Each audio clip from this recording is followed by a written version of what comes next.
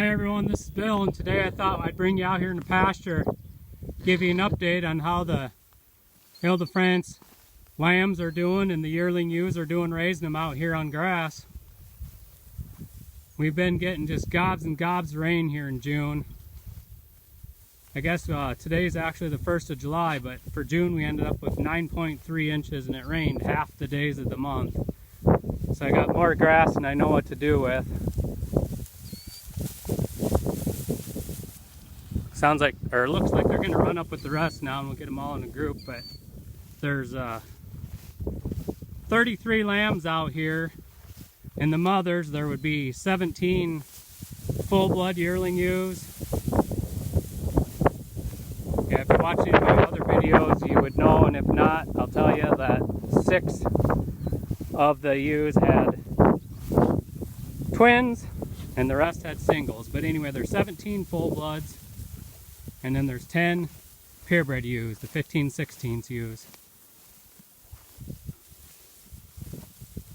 Like I said in the past, the big tags, like that big red tag, those would be my full bloods. And then if they have the small tags in them, they're just the purebred ewes. But for young ewes, you know, they lamb, they're in that 13.5, 14 months old range. They've done really good. Lambs are growing good out on grass. If you watched when I had my other short videos, that black and white lamb was in there. I called him Skunk. He's really growing. If you didn't see that one, he's actually a full blood, but I guess they can get a black and white one here and there over in France, and they just don't register them. They either use them for commercial or cull them out. Yeah, they stay out here all day, and then just before dark I'll take them up and put them in the lot, cement lot, and they can run in on the raised decks too and get their water. They have a creek over here, but boy, I don't think they drink out of it too much because they seem to drink the water down when I put them in for the night. But the only reason I put them in is coyotes. We were by the river here and we got coyote problem. If you leave them lambs out overnight, those lambs will disappear. These lambs are pretty stretched out in age from the oldest to the youngest, but the bulk of them were from April 13th to May 6th. That last one on May 6th was twins, and then I had a big break, and the last one didn't lamb until May 21st, and she had twins. So if you see a couple really small ones, they're a lot younger, and they're twins. And then if you see the one bigger, thicker ewe in here, she's actually a 3-year-old. She's up there towards the front. But she's a 3-year-old, and she didn't lamb when the rest of them did. I thought she was going to be open, but evidently my cleanup ram got her bred, and she lambed on May 19th. So she's out here too.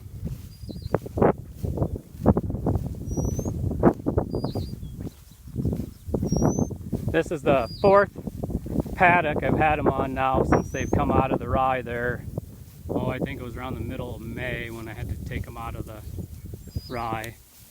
And so I've been just moving them around, and this pasture hasn't had sheep on it until this year, since I believe it was sometime in July last year. I took the rams out of here and then had cattle on it the rest of the fall. I mean, rest of summer and the fall. That ewe right there, I know who she is. So she's just a 15/16 purebred.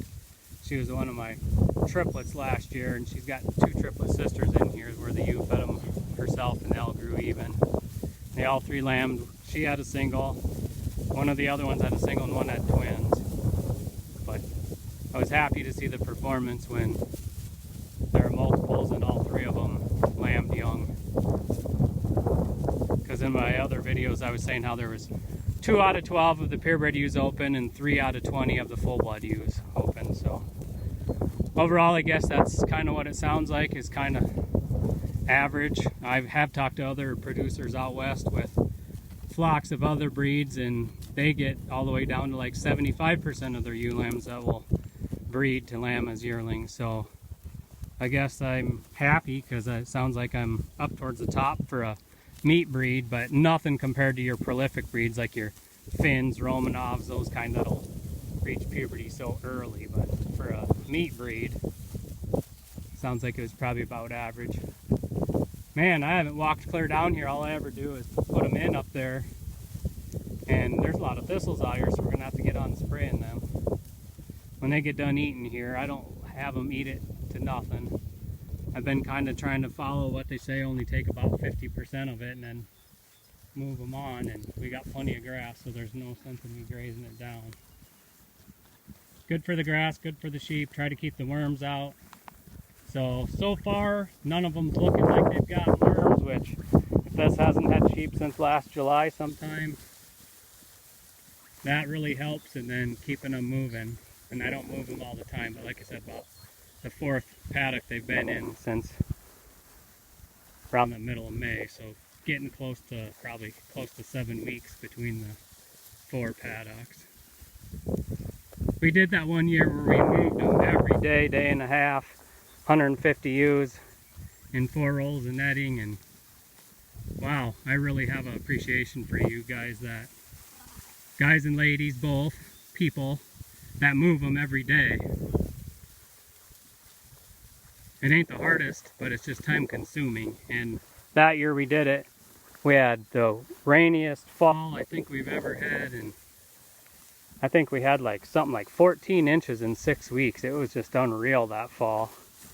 Moving them all the time. Didn't matter how deep the water was to get through to get back to the paddock where they're at. And yeah, it wasn't a good experience. So I don't mind splitting the pasture up into 4ths like this and use a little bit of that electric netting, but I guess I'm not a big fan of moving them every single day. Plus, now that we've gotten so much rain, the mosquitoes are really bad around here.